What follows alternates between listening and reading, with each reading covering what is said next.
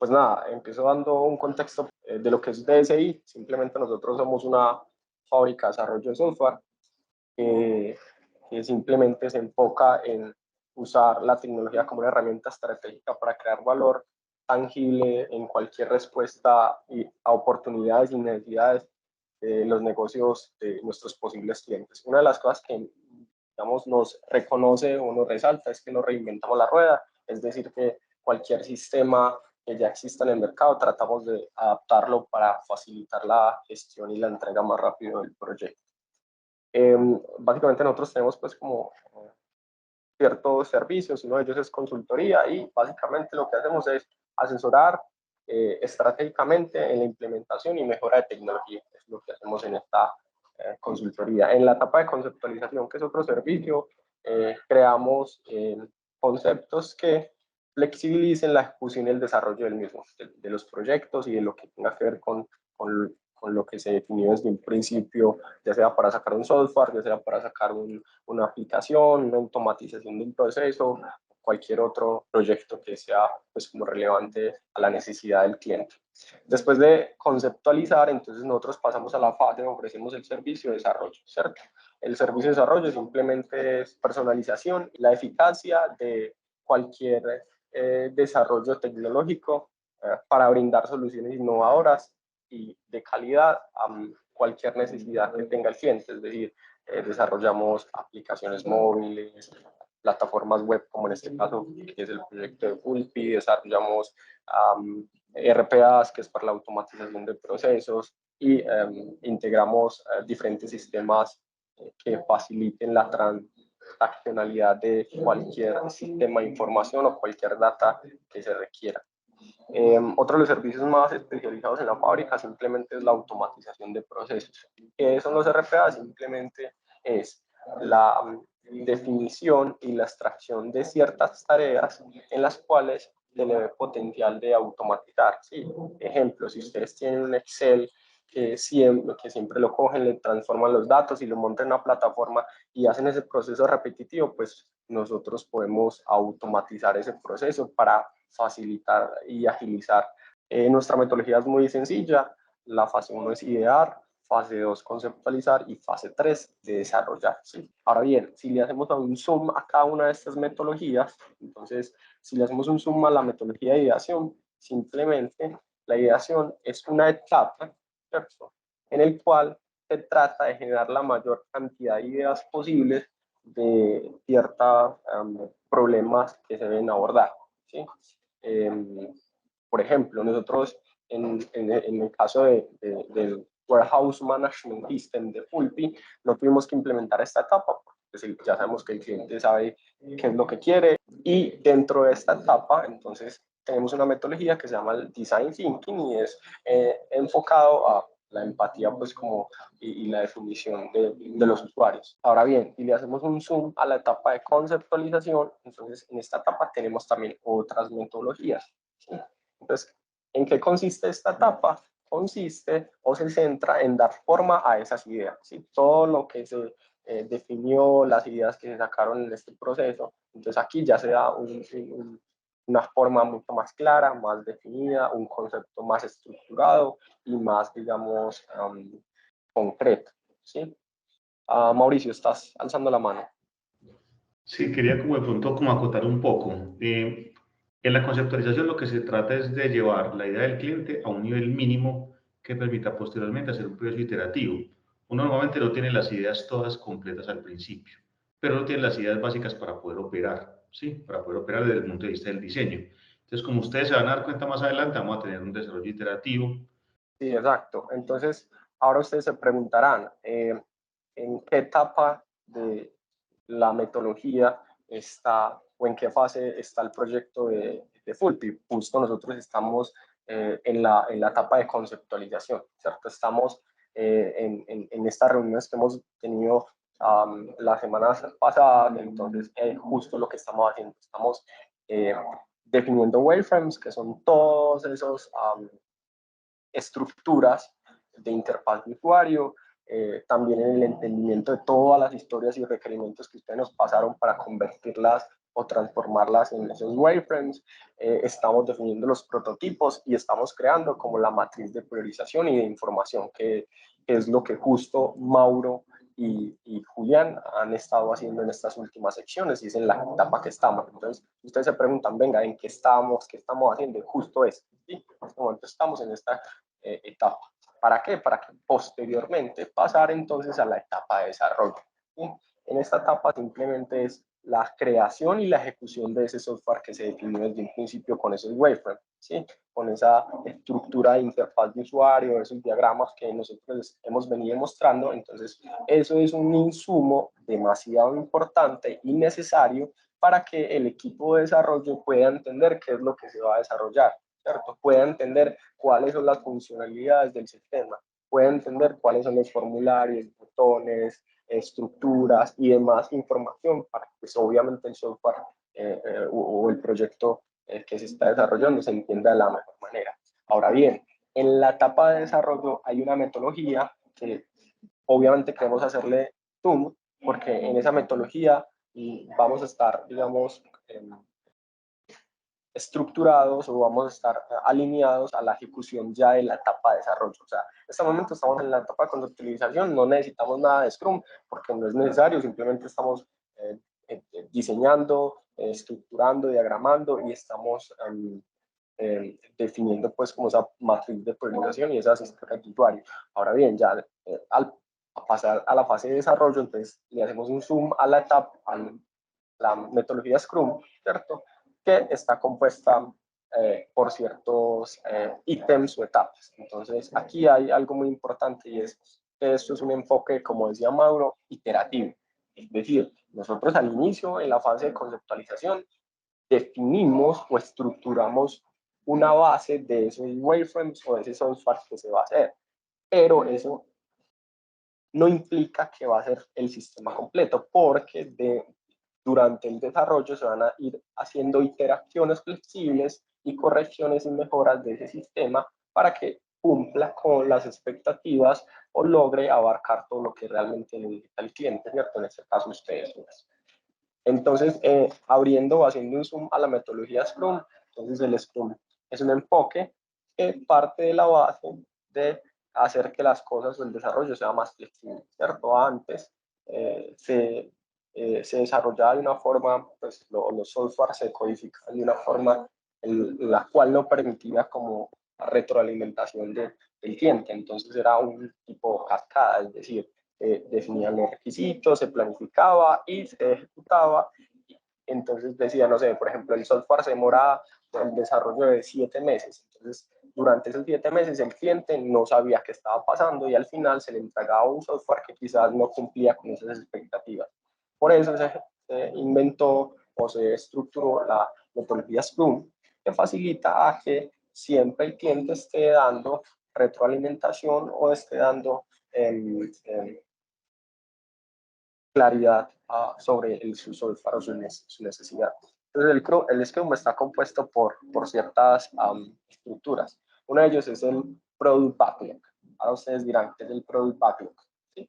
Entonces, el Product Backlog es el conjunto o es la pila de requisitos y funcionalidades que debe tener el sistema, ¿cierto? Entonces, si hacemos una analogía del Product Backlog con la información que ustedes nos pasaron de las historias de usuario, los requisitos, es eso, ¿sí? Todos estos requisitos e historias de usuario que están listadas acá es el Product Backlog, ¿sí? Es como toda esa, valga la redundancia, lista o pila de información y de funcionalidades que debe tener el sistema, ¿sí? Para que pues obviamente cumpla con las expectativas que se tienen. Es el Product Backlog, nada más, no hay más que detallar. Ahora bien, el Product Backlog dentro de ese Product Backlog hay 3 cosas importantes que se deben entender.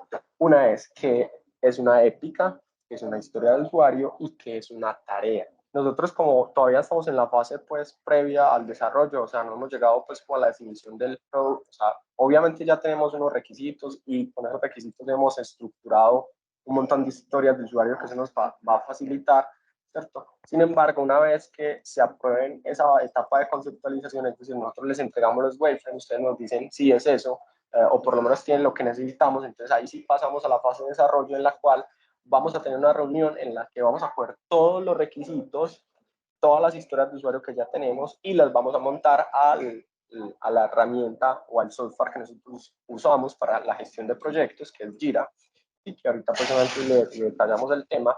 Pero justo lo que vos decís, si hay detalle, claro, en esa reunión vamos a hacer el detalle, ¿cierto? Con todos los wireframes que tenemos, obviamente vamos a construir más en detalle esa historia del usuario, ¿cierto?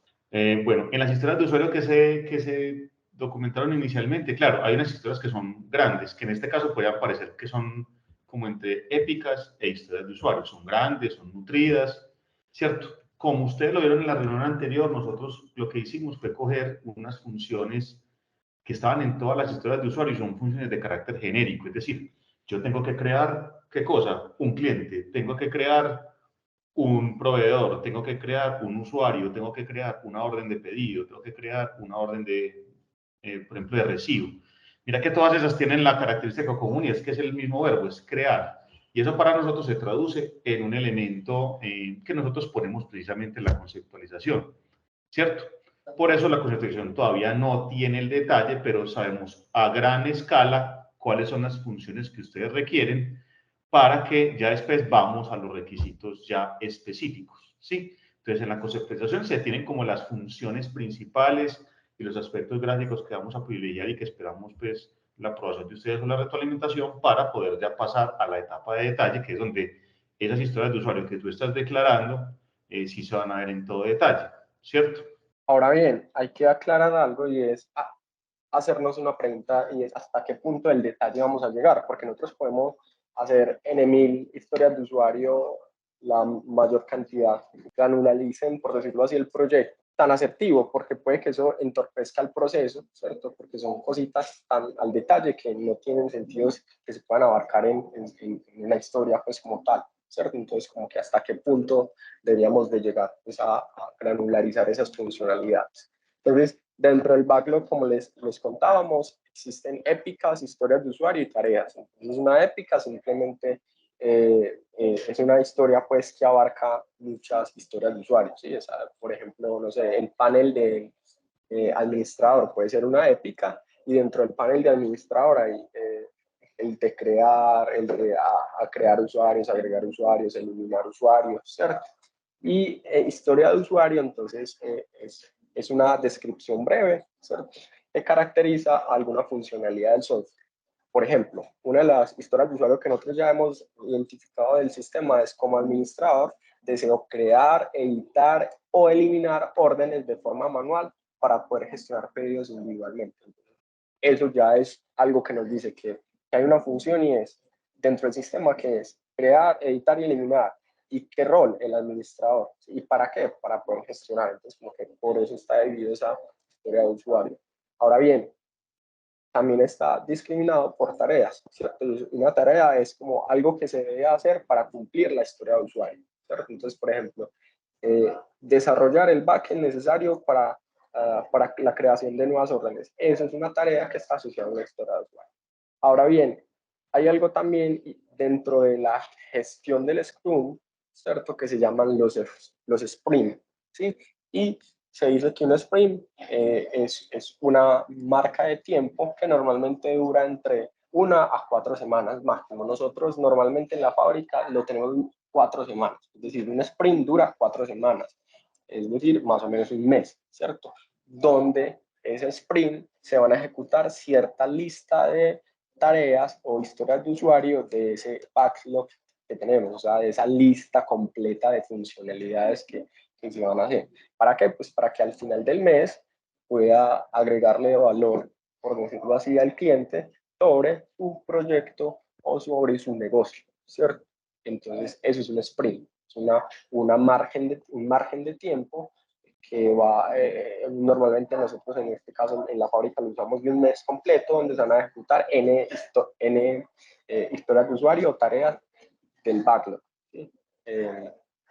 Bueno, y para hacer este sprint, ¿sí?, para priorizar este sprint, entonces hacemos una reunión que se llama el sprint planning, y simplemente es la planeación de ese sprint, donde va a estar todo el equipo de desarrollo y dónde están los stakeholders o ustedes pues que representan a Fulpi para priorizar qué cosas se van a hacer durante ese periodo de tiempo. Entonces ustedes nos dicen, ve, es que me interesó priorizar el panel de administrador para tener estas funcionalidades de aquí a un mes.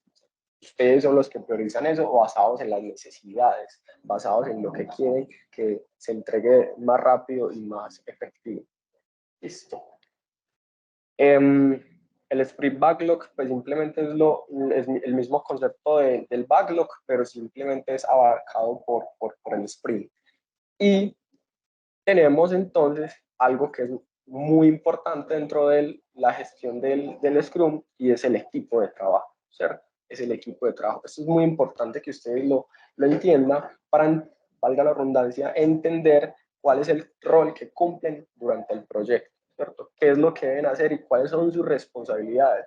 Porque muchas veces pues, los clientes a veces no tienen claro cuál es la responsabilidad y pues como que a veces frena el proyecto por cierta información que necesitamos y no nos corresponden a tiempo o porque no sé, no hay buena comunicación. Entonces también es importante entender cómo estas posiciones o estos roles para que se pueda pues como gestionar el proyecto de manera efectiva y de manera rápida. Entonces, dentro del Scrum tenemos entonces el Product Owner o el dueño del producto. ¿Sí? ¿Qué hace esta persona? Entonces, simplemente es responsable de mantener la visión del producto y la comunicación con los interesados. Pedirle toda la información, de trabajar con Julián de la mano, que es el UI UX del proyecto. También es la persona responsable de gestionar la lista del Product Backlog, ¿sí? Es de hacer la lista completa de todas esas historias de usuarios, requerimientos. Debe entender las necesidades y las prioridades de los clientes o los stakeholders, recolecta los requisitos y entonces hace la lista que tenemos pues en este momento ya y la mejora, participa en las reuniones y en la planificación, es dueño del producto, es decir, no necesariamente es como que se va a quedar con el código, sino que más que todo trata de poder estructurar de manera eficiente la ejecución del proyecto y es responsable de que se realicen las tareas, ¿cierto? De todas las asignaciones, tareas y trabajos que se van a hacer. Ahora bien, hay un rol que es el Scrum Master, que nosotros normalmente pues lo vamos rotando durante el proyecto y no es alguien fijo, sino que simplemente es una persona del equipo de desarrollo eh, eh, que asegura que la metodología avance, que se esté cumpliendo los tiempos, ayuda a eliminar, Lina está por acá, Lina está por acá, eso, ayuda a eliminar los impedimentos a lo largo del proyecto, incentiva y motiva al equipo de trabajo, no es una autoridad, simplemente es alguien que está ahí como motivando, ¿sí? y es una guía. Ahora bien, otra parte del equipo del Scrum es el equipo de desarrollo, ¿cierto?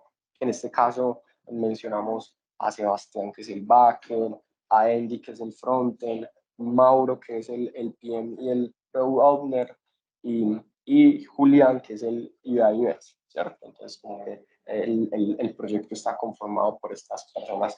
¿Qué pasa o cuáles son las funcionalidades del equipo de trabajo? Entonces, encargados de construir y entregar el producto, es un equipo de desarrollo multidisciplinario, mira que acá están todos los diferentes roles. En este momento todavía no tenemos el tester ni el de arquitectura, pues porque todavía no lo necesitamos, ¿cierto? Todavía no estamos en la fase pertinente, pero posterior seguramente vamos a tener al que nos va a trabajar todo el tema de testing cuando se entreguen ciertas funcionalidades y el arquitecto, pues que ya obviamente al inicio de la cotización se les entregó una arquitectura inicial, pero para el despliegue va a haber una persona ya que la ejecute pues, y la desarrolle. ¿Sí? Es un equipo autoorganizado y normalmente está conformado entre 3 y 9 personas, ¿sí? Es lo que estamos haciendo.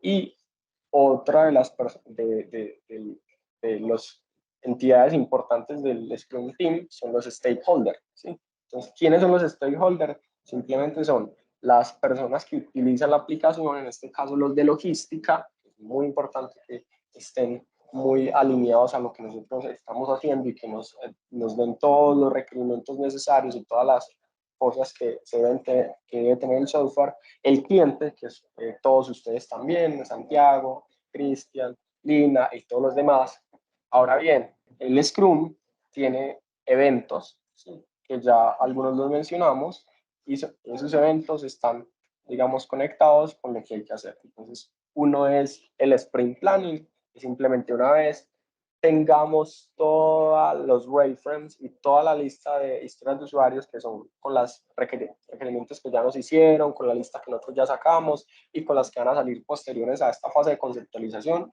Entonces creamos una reunión de trabajo, esta es larga, ¿sí? Normalmente es de 4 a 8 horas para que se vayan también mentalizando, porque es una reunión que hay que priorizar lo que se va a hacer en el primer sprint, ¿cierto? Entonces el equipo se sienta, trabaja y vamos haciendo una lista completa de todo lo que se va a priorizar por sprint. Entonces, por ejemplo, una vez terminemos esta fase de conceptualización, que digamos que esté lista para esta semana, ¿cierto? A inicios de la otra, entonces ya más o menos para el 26, 27, vamos entonces a hacer una reunión de sprint planning en el que vamos a planear el sprint. Y es lo que les digo, es muy importante que saquen el tiempo porque esto depende de la buena ejecución de ese sprint y los buenos objetivos que se definan para ese sprint, ¿sí? Para ver qué es lo que, qué cosas se deben priorizar. Y otra reunión es el daily Scrum, que simplemente es una reunión diaria de 15 minutos, pero esto va más para el equipo de desarrollo. Es decir, los stakeholders no necesariamente tienen que estar acá y es recomendable que no estén, porque es una reunión que es más de responder 3 preguntas. ¿Qué hice ayer? ¿Qué voy a hacer hoy? ¿Y qué problemas tengo? Es solo eso, ¿sí? Porque normalmente las reuniones que les interesan a los stakeholders, las de planeación, las de retrospectiva y otra que ya les voy a mencionar, porque a veces nosotros metemos a los clientes en los dailies, pero se empieza a dispersar el objetivo de la reunión, entonces como que se empieza a confundir los entregables, porque ya tenemos claro qué se va a hacer en el sprint, y eso es lo que está esperando el cliente al final del mes, ¿cierto? Para que no, a veces no entorpezca el desarrollo del producto. Entorpezca, lo digo pues del buen sentido, y es a veces porque son muchas ideas que el cliente tiene que pueden dispersar pues como a la ejecución del proyecto. El sprint review, que es al final de Mauro. Dale, Mauro.